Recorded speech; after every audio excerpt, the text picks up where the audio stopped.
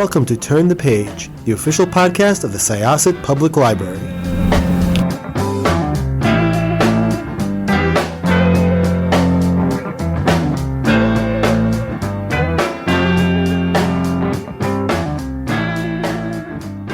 Hello everyone, welcome back to Turn the Page.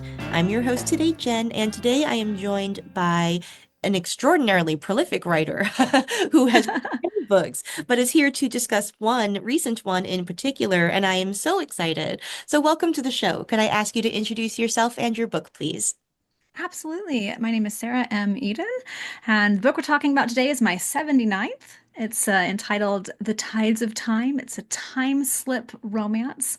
A woman fleeing revolutionary France finds herself flung 80 years into the future to Victorian England, where she lands essentially on the doorstep of a very quiet, reclusive, mysterious lighthouse keeper, and together they have to navigate the dangers that have followed her and help her sort out where and when she is and what is going to become of this new life she's found herself in.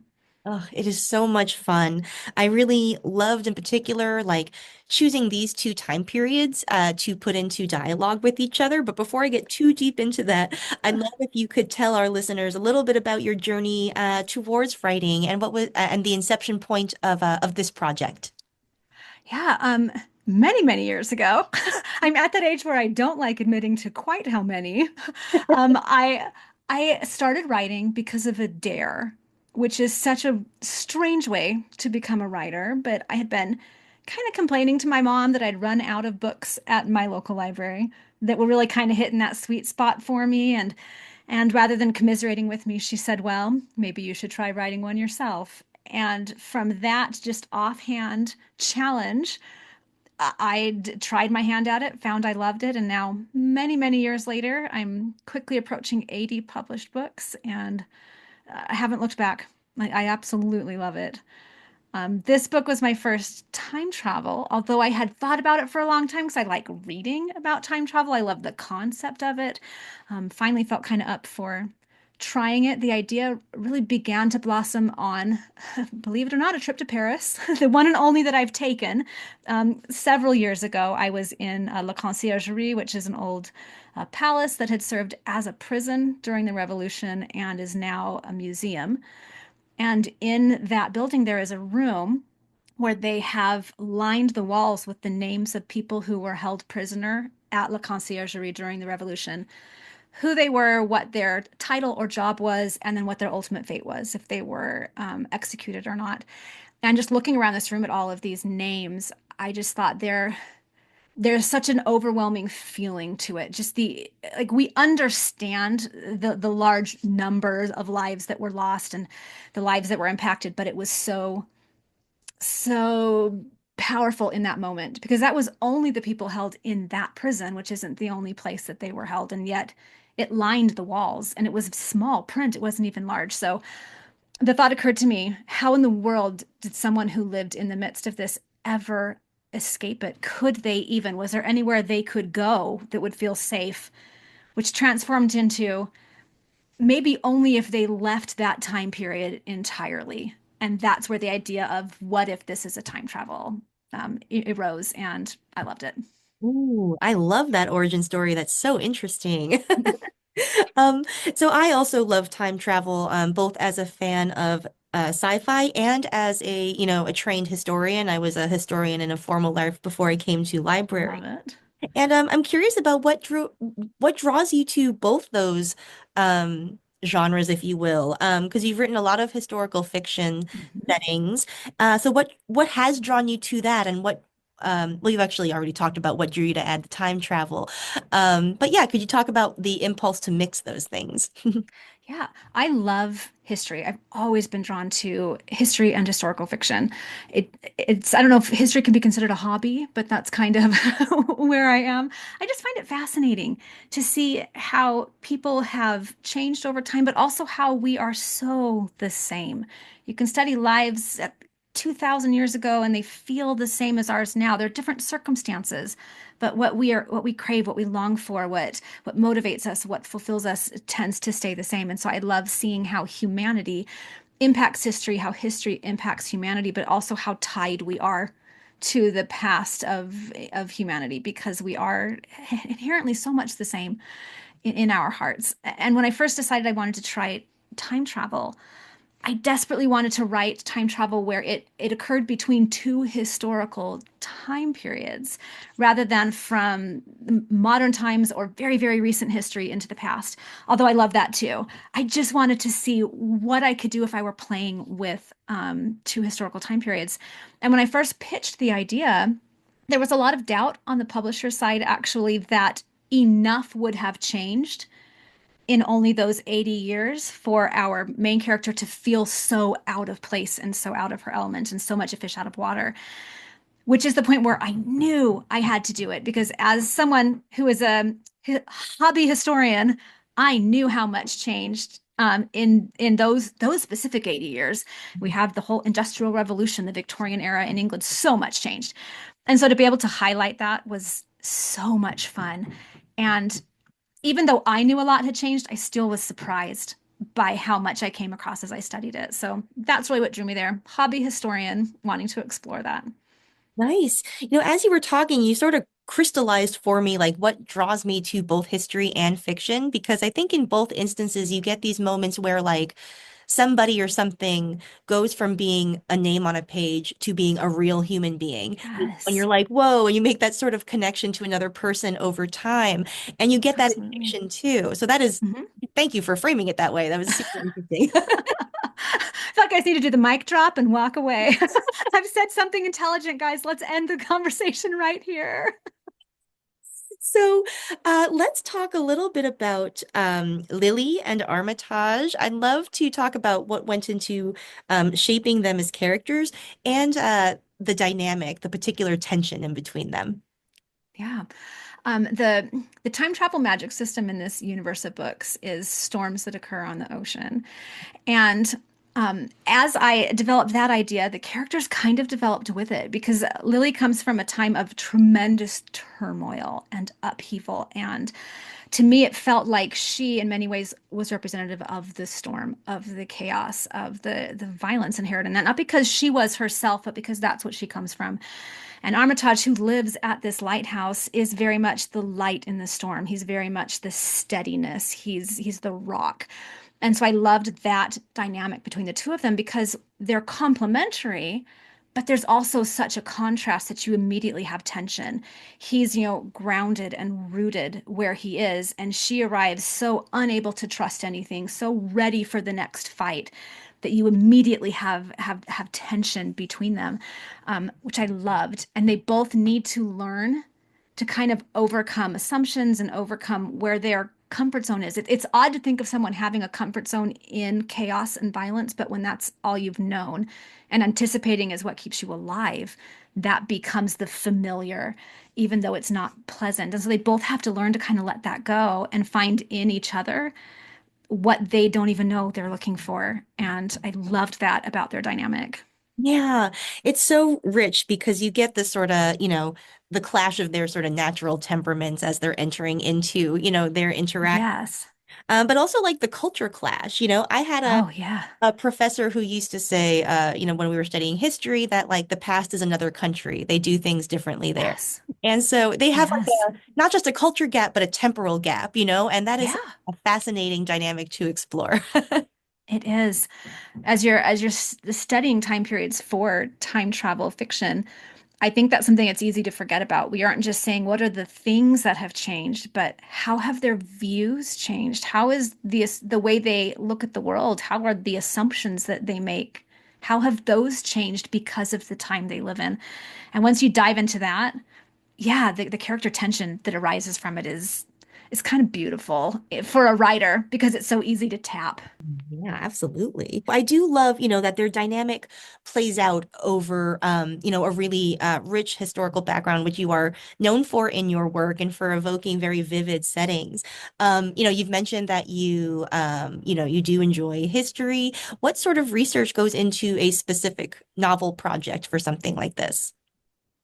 Yeah, a lot of it is trying to delve deep into that exact area of the world. A lot of my books take place in England, but especially the further back you go, the pockets of it, the culture is different and the language is different and the way people interact is different. So it's delving into a lot of that. I love going to primary sources, reading letters, reading newspapers, reading journals, reading, books written at the time about the time in the language of the time, because I think that really helps you dive deep into who they were and what their view was. When you study history, you recognize that primary sources are going to be biased because they're influenced by the people and the experiences they've had. But when you're trying to write about those people and the view they have, that is such a great resource because you really are diving into their thoughts and their feelings and their views. So I love doing that. I love jumping into that, studying who they were, where they lived, what they would have experienced. I also will step back and just look at what was going on in the world at the time. What would they have heard about? What would have impacted them? Because even things that don't happen in your own backyard still impact the life that you're living in the world that you live in. So it's a lot of very deep, specific to that area of research, but then also stepping back and saying, what was the state of things in the broader world? What else would have been impacting the lives they were living?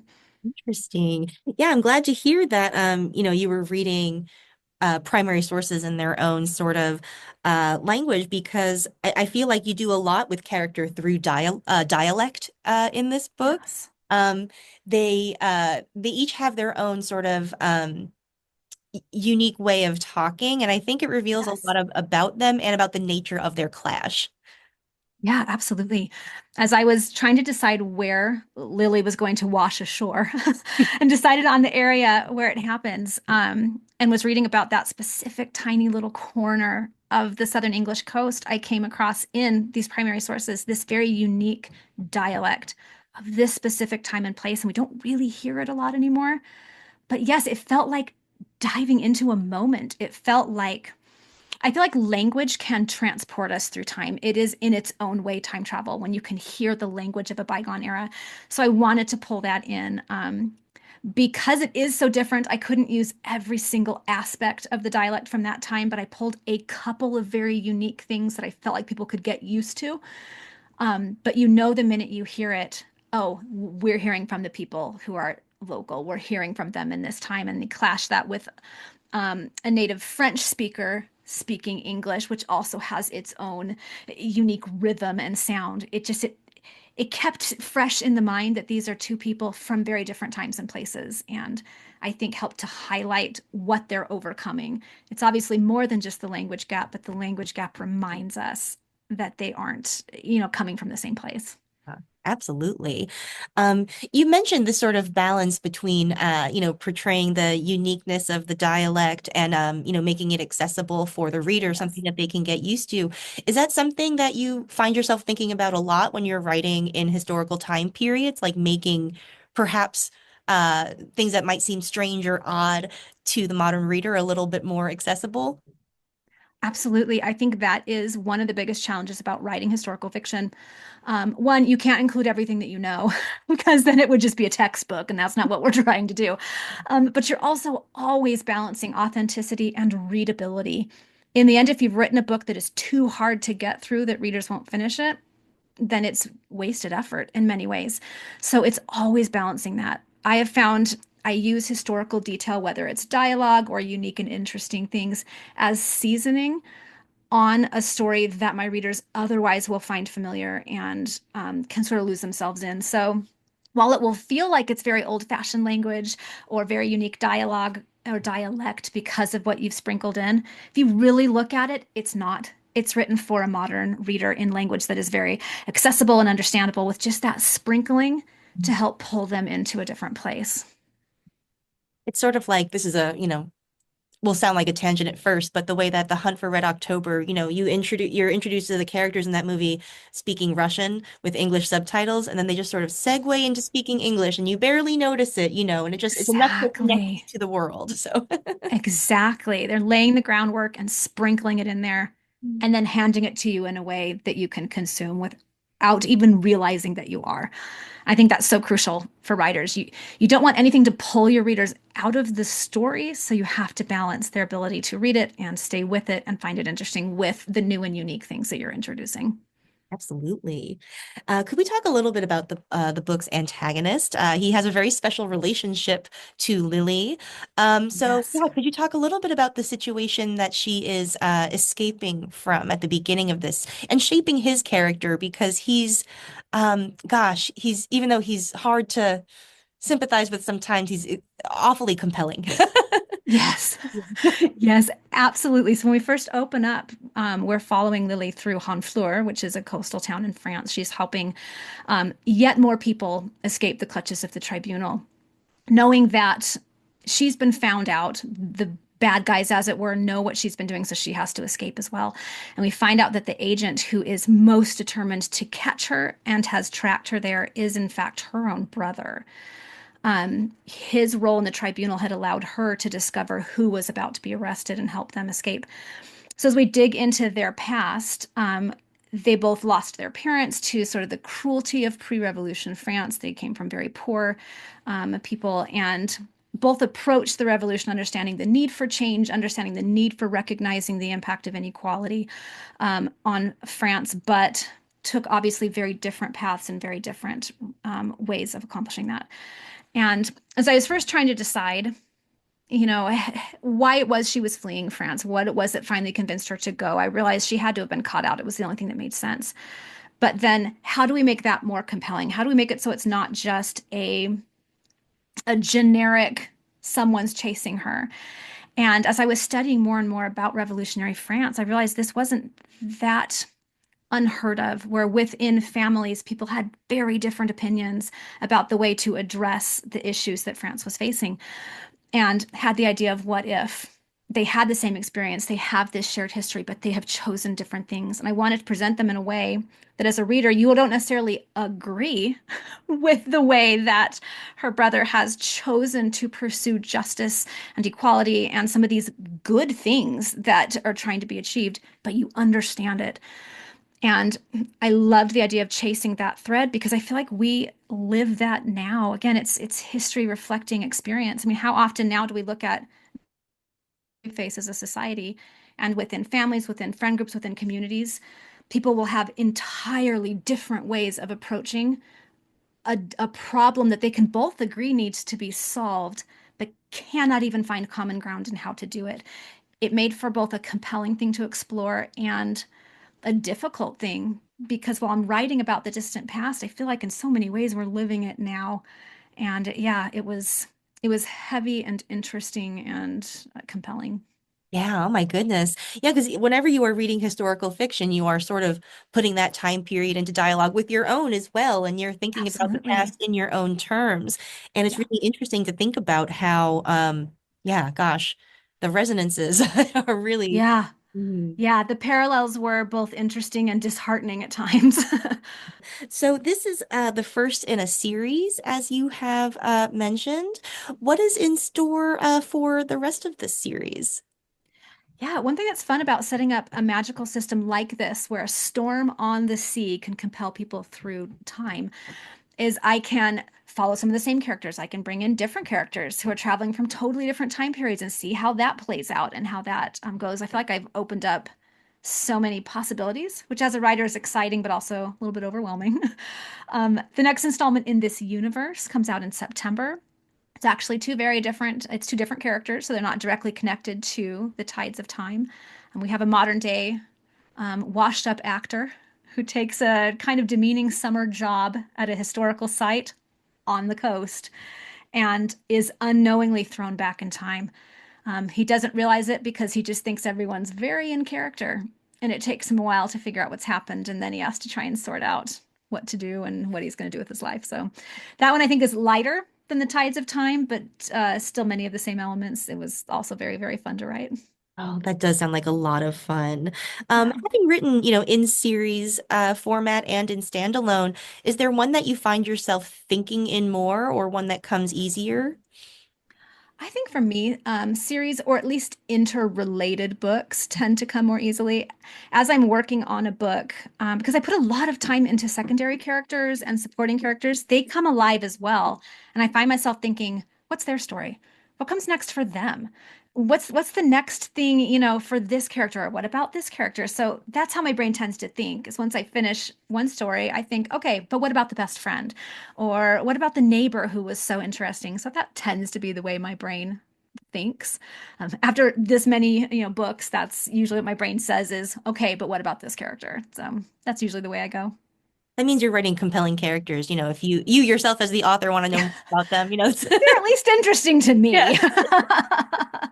I also understand that one of your novels is being adapted into a film. Is that something you can talk about? Absolutely. Yeah. I actually wrote the screenplay for that. I first talked with our director about this possibility. It's been, I think, 13 years ago.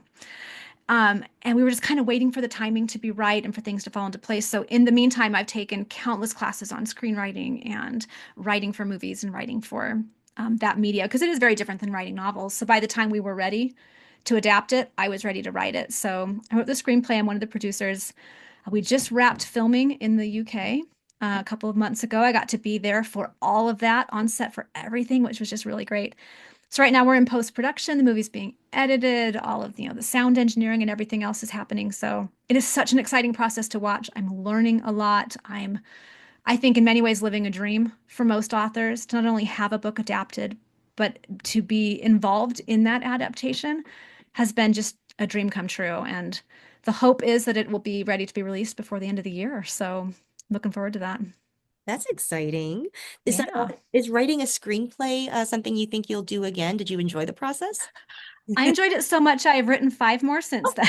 Oh, One is another adaptation of a book, the rest are originals. I'm finding I love it.